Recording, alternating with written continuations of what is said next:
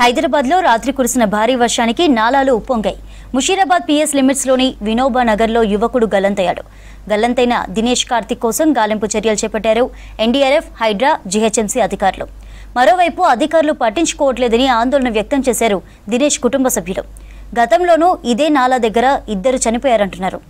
50 లక్షల పరిహారంతో పాటు కుటుంబంలో ఒకరికి ఉద్యోగం ఇవ్వాలంటున్న బాధిత ఫ్యామిలీతో Anil face to face.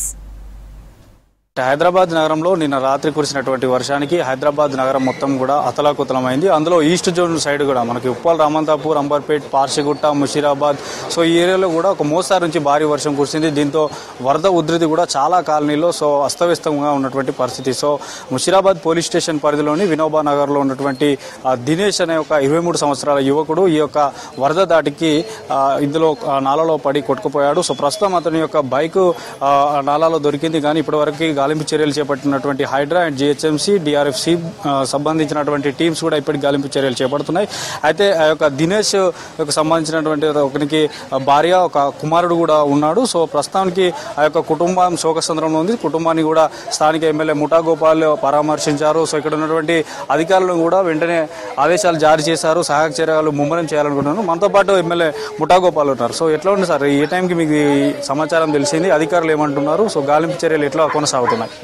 Sir, ఇప్పుడు సెప్టెంబర్ 14వ తారీఖు రాత్రి 8 o'clock ప్రాంతాన ఈ దినేష్ అనే పక్కకి వస్తున్నప్పుడు అక్కడ హెవీ ఆ రోడ్డు మీదకి వెళ్ళి నీళ్ళు పారుతుండగా స్కిడ్ అయి కింద పడిపోయాడు. అట్నే కొట్టుకుపోయింది ఆ వ్యక్తి.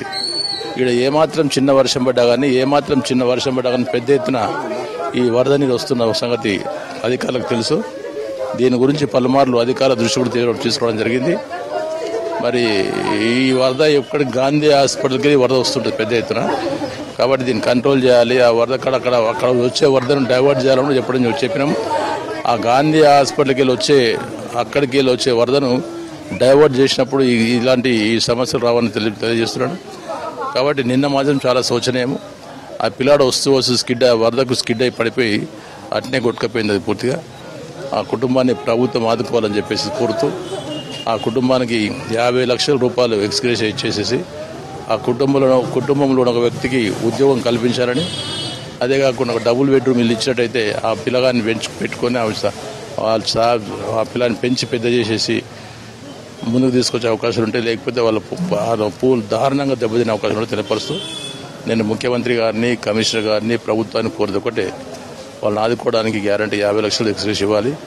ఒక డబుల్ బెడ్రూమ్ ఇవ్వాలి. అమ్మాయికి జాబ్ ఇవ్వాలి. వాళ్ళ కుటుంబంలో ఒక జాబ్, వాళ్ళ అమ్మాయికి భార్యకు ఒక జాబ్ ఇవ్వాలి. ఇచ్చేసి వాళ్ళు ఆదుకోవడం కోరుకుంటున్నాను. సత్వరంగా ఇప్పటికే ఏదైతే నాలాలు ఉన్నాయో ఆ నాలాలను వెడల్పు చేసేసినట్టయితే ఈ సమస్య పరిష్కారం అవుతుంది. చాలాసార్లు చెప్తున్నాము. ఇప్పటికి 6 మంది చనిపోయారు. అయినా కానీ దాన్ని ఎవరు పట్టించుకోలేరు. మరి నేను రాత్రి మాత్రం ఏ అధికారం విజిట్ చేసిన పాపన పోలేదు. మేము మున్సిపల్ దృష్టికి పట్టుకొచ్చాము నైట్లో, ప్లస్ ఇంకోటి నైట్లో మేము ఈ హైడ్రా దృష్టికి పట్టుకొచ్చాం. అయినా ఈ మున్సిపల్ కానీ హైడ్రా కానీ ఎవరు వచ్చి ఇక్కడ చూసిన పాపన పోలేదు. కాబట్టి అధికారులు ఎప్పుడైతే వాళ్ళ కాంప్లైంట్స్ వస్తాయో ఇమీడియట్గా స్పందించినట్టయితే కొన్ని సమస్యల పరిష్కారం అయితే తెలియజేస్తూ చూడొచ్చు. మనకి కాసేపటి క్రితమే ఈ యొక్క దినేష్కి సంబంధించినటువంటి డెడ్ బాడీ కూడా దొరికిందని చెప్తున్నారు. యొక్క రోదనలు, ఆర్తనాదాలు మనకి కనిపిస్తున్నాయి. దొరికిందనే ఒక సమాచారంతో అక్కడికి నాలా దగ్గరికి వెళ్ళేటువంటి ప్రయత్నం కూడా చేస్తున్నారు. వారి భార్య, వారి యొక్క పిల్లలు, ఆ యొక్క తల్లి అందరూ కూడా ఆర్తనాదాలు ఇక్కడ మనం చూడొచ్చు. కాసేపటి క్రితమే దొరికిందన్నటువంటి సమాచారంతో ఇక్కడ వాళ్ళ ఆర్తనాదాలు అయితే కనిపిస్తున్నాయి. ఇప్పటికీ అంటే ఇక్కడ గాలింపు చర్యలు నిన్న రాత్రి నుంచి కూడా కొనసాగుతున్నా కూడా కాసేపటి క్రితమే దొరికినట్టు కూడా చెప్తున్నారు. ఇక్కడికి మరికాసేపట్లో కూడా తీసుకురానట్టు చెప్తున్నారు. వాళ్ళ మమ్మీ కానీ తర్వాత వాళ్ళ పిల్లలకు సంబంధించినటువంటి విజువల్స్ కూడా వాళ్ళు ఆర్తనాదాలు మొత్తం కూడా ఈ కాలనీ కూడా అంతా శోకసంద్రంలో మునిగిపోయిందని కూడా చెప్పవచ్చు. మన యొక్క చూడొచ్చు. అంటే ఈ యొక్క నిన్న రాత్రి నుంచి కూడా మనకి ఈ యొక్క గాలింపు చర్యలు చేపట్టాం. కాసేపటి క్రితం అయితే అతని డెడ్ బాడీ దొరికింది. వాళ్ళ యొక్క ఆర్తనాదాలు మనకి ఈ యొక్క విజువల్స్లో చూడవచ్చు. ఒకసారి వాళ్ళ భార్యతో మాట్లాడే ప్రయత్నం అయితే చేద్దాం అడుగుదాం. నేను ఆఫ్టర్నూన్ మా అత్తమ్మ డ్యూటీకి నుంచి తీసుకొని వచ్చి ఇక్కడ వాళ్ళ మమ్మీ దగ్గర ఉండే తర్వాత నా దగ్గరికి కర్రీ ఇవ్వడానికి వచ్చిండు. నా దగ్గర కొంచెం సేపు ఉండి మమ్మీ దగ్గరికి వెళ్ళి పైసలు అడుక్కుంటా, రేపు డ్యూటీ పోవడానికి పెట్రోల్కి పైసలు లేవని చెప్పి ఇంటికి వచ్చిండు. తర్వాత ఫోన్ చేస్తే రింగ్ అవుతుంది కానీ ఎవ్వరు లేపట్లేరు. అంతే ఇక తెలియదు. తర్వాత ఫోన్ చేసి ఎప్పుడు మాట్లాడినామా చివరిగా ఏ టైంకి అసలు ఎటు వేయండి, బయటికి ఎందుకు వేయండి, ఏ పని? డ్యూటీ తాడి తోలుకొచ్చింది నన్ను. డ్యూటీ తాడి తోలుకొచ్చి కొడుకు వాళ్ళిద్దరు ఆడుకు పాల ప్యాకెట్ తెప్పించి చాయ్ టీ పెడతాంటే తాగకుండా వెళ్ళిపోయిండు. మళ్ళీ వచ్చిండు ఒక 10 నిమిషాలు వెళ్ళిపోయిండు. ఇక ఎప్పుడు అంటే ఇట్లా కొట్టుకుపోయిండు అని ఎప్పుడు తెలిసింది? నా 5:30కి తెలిసిన. పిల్లలు చెప్పలే నాకు, వెతుకుతురు అంట కానీ చెప్పలే వాళ్ళు నాకు. 5:30 మా మమ్మీ వాళ్ళు వచ్చినాక చూపించారు. ఆయనకు 3 సంవత్సరాలు బాబుండు. 3 సంవత్సరాలు. దినేష్కు 25.